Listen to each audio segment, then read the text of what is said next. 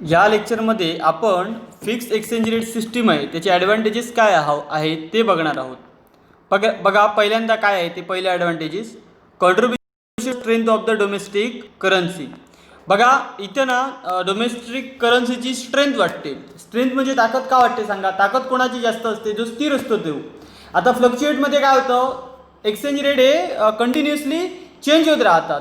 त्यामुळे आज समजा तुमच्याकडे समजा अमेरिकेचे समजा $50 आहेत, ओके. तर त्याची किंमत किती असेल आणि ती उद्या किती असेल हे तुम्ही सांगू शकत नाही. मात्र तुमच्याकडे जर फिक्स एक्सचेंज रेट सिस्टीम असेल तर तुम्ही फिक्स सांगू शकता की एवढी एवढी अमाऊंट मला 100% मिळणार. बघा, since there is a no panic of currency fluctuation, fix exchange rate areas assure the strength of the domestic currency. त्यामुळे डोमेस्टिक करन्सीला एक स्ट्रेंथ म्हणजे स्थिरता प्राप्त होते किंवा भक्कमपणा प्राप्त होतो.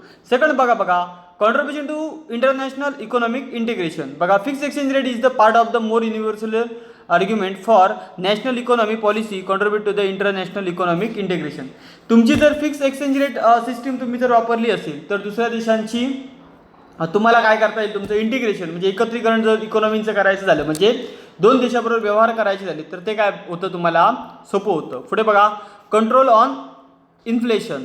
As compared to the floating system, there is a control on inflation as central controls the money supply and therefore keep inflation control.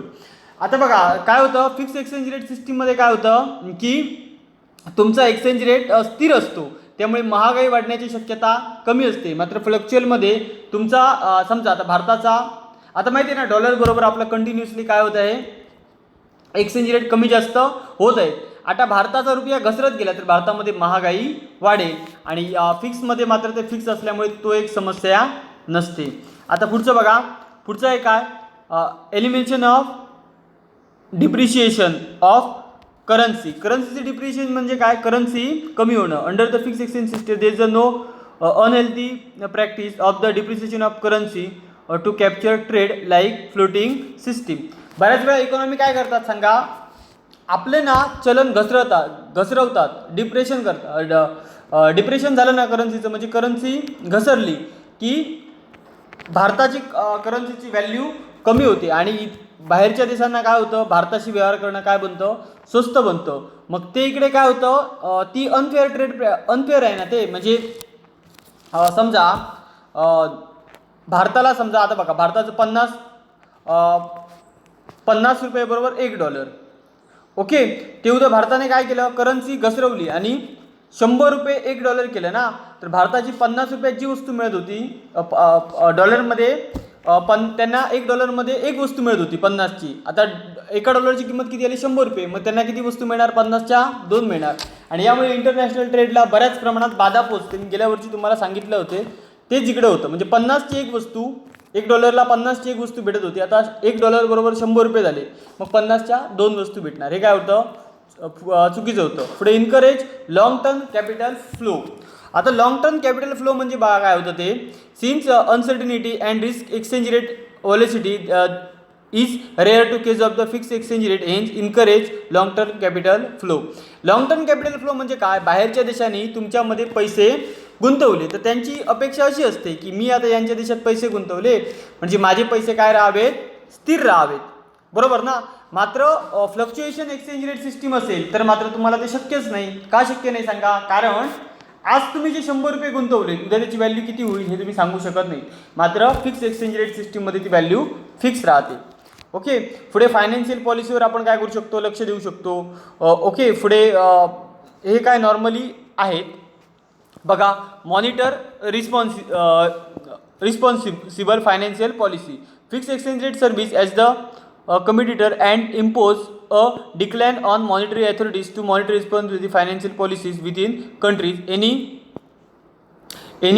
inflation monetary expenditure creates balance of payment deficit and thus reserve loss, and hence monetary authorities normally do not practice independent monetary policy.